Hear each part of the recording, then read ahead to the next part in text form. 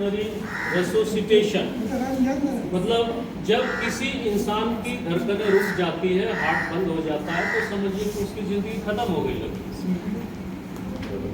लेकिन एक ऑप्शन है, सीपीआर के थ्रू उसको आप दोबारा जिंदा कर सकते, जिंदगी दे सकते, अगर सही टाइम पर और प्रॉपर तरीके से किया जाए। इसी पर चर्चा करेंगे अभी हम सब लोग। आपके सामने, आप कहीं जा रहे हैं, आपके सामने कोई चलते चलते गिर गया, या आप जब देखें, ऐसा नहीं कि कोई सोया हुआ है पहले से या 4 घंटा पहले ऐसा हुआ, तो ऐसा कुछ नहीं है। आपके सामने अगर हुआ है तुरंत, तो उस टाइम सीपीआर की बात करेंगे। आप जा रहे हैं कहीं, कोई गिर गया, अचानक बेहोश हो गया, गिर गया, तो आपका पहला एक्शन क्या होगा? किसी का हार्ट अटैक हुआ या बेहोश होकर के गिर गया, तो सबसे पहले आपको चिल्लाना है, help help, medical emergency, cardiac arrest, कुछ भी, ताकि एक लोगों को अटेंशन हो, आपके साथ आपके पास भीड़ इकट्ठा हो, क्योंकि आप अकेला कुछ कर नहीं सकते। मेडिकल इमरजेंसी में अगर सीपीआर देना हो तो आप अकेले कुछ नहीं कर पाएंगे, तो आपके पास 2-4 लोग इकट्ठा हो जाएंगे, तो किसी को आप एम्बुलेंस बुलाने के लिए बोल दीजिए, मेडिकल टीम आ जाएगी, तो आगे हेल्प होगा। तो आपको पहले हेल्प के लिए चिल्लाना है। दूसरी बात, सबसे पहले अपनी सेफ्टी को देखना है। मान लीजिए किसी को इलेक्ट्रिक शॉक लग गया, आप उसको बचाने जा रहे हैं, तो आपको देखना है कि आप भी उसमें ना चिपक जाए। तो पहले जो मेन इलेक्ट्रिसिटी का स्विच है, जो कनेक्शन, उसको निकालना है।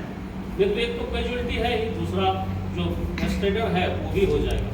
तो अपनी सेफ्टी फर्स्ट, चिल्लाना है। सेकेंड में अपनी सेफ्टी फर्स्ट। उसके बाद आप पेशेंट को सेफर प्लेस पर ले जाएं। तार से उलझा हुआ है, ड्रोनिंग हुआ है, डूबा है, तो पानी से निकालना है, या अच्छे समतल जगह पर लेकर के जाना है। ये सब स्टेप्स है। उसके बाद पेशेंट को अच्छे जगह ले जा करके, लिटा करके, ये बेहोश है, तो आप उसे पहले उसका रिस्पॉन्स चेक कीजिए। रिस्पॉन्स चेक करने में आप उसको जानते हैं तो नाम से पुकारिए, नहीं जानते हैं, बेहोश है, कुछ रिस्पॉन्स नहीं कर रहा है, तो उसके शोल्डर को, कंधे को ऐसे टाइप करना है, हेलो हेलो कौन, कैसे हो, क्या हुआ। और गर्दन वगैरह को नहीं शेक करना है, सिर को ज़्यादा हिलाना नहीं। हो सकता है कोई इंजरी हुआ होगा, एक्सीडेंट हुआ होगा, जो सर्वाइकल स्पाइन है वो इंजरी हुआ होगा, तो वैसे में उसकी परेशानी और बढ़ जाएगी। तो ये चीज़ ध्यान में रखना है। जो फर्स्ट एडर है, जो इंजरी हुआ है, उसको कम करना है, उससे बढ़ना नहीं चाहिए। तो ये आपके इतने स्टेप हुए। उसके बाद रिस्पॉन्स आपको सपोज नहीं मिला, क्योंकि हम सीपीआर पर बात करेंगे, तो आपको सपोज रिस्पॉन्स नहीं मिला, कुछ नहीं बोल रहा है, तो आपको आगे क्या करना है? तो पहला स्टेप है उसका एयरवे चेक करना है। मान लीजिए कि वो डूब गया है, डूबने, जब कोई पानी में डूबता है तो ज़्यादा पानी पी लेता है, मुंह से, नाक से कुछ कचरा या कुछ भी वेस्ट मटेरियल फंस सकता है उसके मुंह में, श्वास नली में। तो पहले एयरवे चेक करना है कि कहीं ब्लॉकेज नहीं है, कोई वोमिट या किसी भी वजह से। तो एयरवे कैसे चेक करेंगे? सबको दिखाई दे रहा है ना? पहले एयरवे चेक करेंगे, तो एक हाथ से उसके फोरहेड पर हाथ रखेंगे, दूसरे हाथ से चीन को ऐसे लिफ्ट करेंगे पीछे की तरफ, इसको हेड टिल्ट, और आपको मुंह खोल करके देखना है कि कुछ फंसा तो नहीं है। कभी कभी टंग फोल्ड हो जाता है, फॉल बैक हो जाता है, ऑक्सीजन नहीं जा रहा है अनकॉन्शियस के कंडीशन में, तो आपको स्वीप करके, फिंगर डाल करके टंग को सीधा करना है। अगर कभी ऐसा हुआ है कि हार्ट अटैक नहीं हुआ लेकिन उसके एयरवे ब्लॉक हो गया, ऑक्सीजन नहीं जा रहा है, तो भी अनकॉन्शियस हो जाएगा। तो आपने ऐसा किया, एयरवे ठीक कर दिया, तो उसको सांस चलने लगी, तो सीपीआर देने की जरूरत नहीं।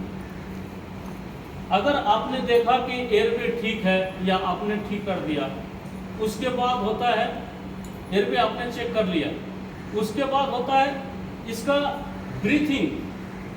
ब्रीथिंग चेक करेंगे, सांस चल रही है कि नहीं चल रही है। ब्रीथिंग में लुक, लिसन, फील, मतलब आपको ब्रीथिंग में क्या क्या पता चलेगा? सांस की आवाज सुनाई देगी, वो गर्म हवा आपको लगेगी, कार्बन डाइऑक्साइड आ रहा है बॉडी से बाहर तो गर्म रहेगा, चेस्ट मोमेंट जो है, एब्डोमेन मोमेंट आपको अप एंड डाउन पता चलेगा। तो आपको ऐसे करना है, आपका कान इनके नाक के पास लेके जाना है, कैजुअलिटी के पास, और ऐसे सुनना है इसकी आवाज़, गर्म हवा जो है वो आपको फील होगा, और आंख आपकी जो नज़र है यहाँ रहना चाहिए। तो आपका सांस, आपने ब्रीथिंग चेक कर लिया, रहा सर्कुलेशन, और ये सब जो मैं बता रहा हूँ ये बहुत ही शॉर्ट टाइम होना चाहिए। एयरवे, सर्कुलेशन, ब्रीथिंग जो भी बता रहा हूँ वो विदिन 10 सेकेंड में हो जाना चाहिए कंप्लीट। क्योंकि सीपीआर ऐसा है कि एकदम शॉर्टेस्ट टाइम में आपको देना है, क्योंकि ब्रेन का जो सेल्स है हमारा वो 1 से 2 मिनट में डेड पड़ने लगता है, तो मरने लगता है धीरे धीरे, फिर दोबारा वो जिंदा नहीं हो सकता। तो एक बार ब्रेन का सेल्स डेड पड़ गया तो आप जितने भी मेहनत करेंगे वो सब बेकार हो जाएगा। तो शॉर्ट, एकदम कम से कम टाइम में आपको सीपीआर स्टार्ट करना है। ये सब जो चेकिंग है, जो मोमेंट एकदम स्मार्टली होना चाहिए। तो आपने एयरवे चेक कर लिया, ब्रीथिंग चेक कर लिया, अब पल्स चेक करना है कि पल्स चल रहा है कि नहीं। सांस नहीं मिला आपको, रिस्पॉन्स नहीं मिला, पल्स है कि नहीं। तो पल्स बहुत जगह से चेक किया जाता है, जनरली लोग रेडियल पल्स यहाँ पर चेक करते हैं, लेकिन अनकॉन्शियसनेस के कंडीशन में पल्स बहुत वीक हो जाता है, जल्दी पता नहीं चलेगा। तो कैरोटिड पल्स चेक करेंगे, ये जो थायराइड बोन है इसके दोनों साइड में आपको मिलेगा पल्स, हल्का सा अगर आप फील करेंगे, चाहे लेफ्ट या राइट, लेकिन दोनों तरफ एक साथ नहीं दबाना है। तो आपने पल्स चेक किया, पल्स भी नहीं मिल रहा है, मतलब पेशेंट डेड हो गया, तो सब कुछ बंद हो गया, तो आपको सीपीआर देना अभी स्टार्ट करना है। सांस नहीं मिला, रिस्पॉन्स नहीं मिला, पल्स नहीं मिला, एयरवे कुछ नहीं है, तो आपको सीपीआर देना है। सीपीआर देने के लिए एक तो पेशेंट को हार्ड और प्लेन सरफेस पर लिटाना है, गद्दा नहीं होना चाहिए, स्पंजी चीज़ नहीं तो आपने जो कंप्रेशन देंगे आगे जो मैं बताऊंगा उसका इफेक्ट कम होगा। सुपाइन पोजीशन में पेशेंट रहेगा, जैसे ऐसे सीधा सोते ना, जैसे ये इस पोजीशन में रहेगा पेशेंट।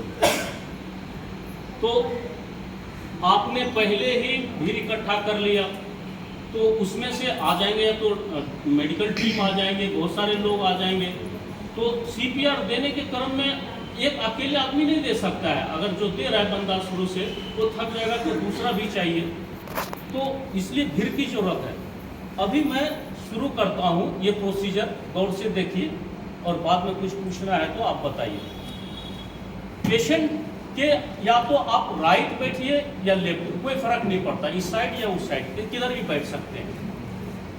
और आपको सबको पता है कि हार्ट जो है लेफ्ट साइड होता है, तो पहले आपको हार्ट को लोकेट करना है।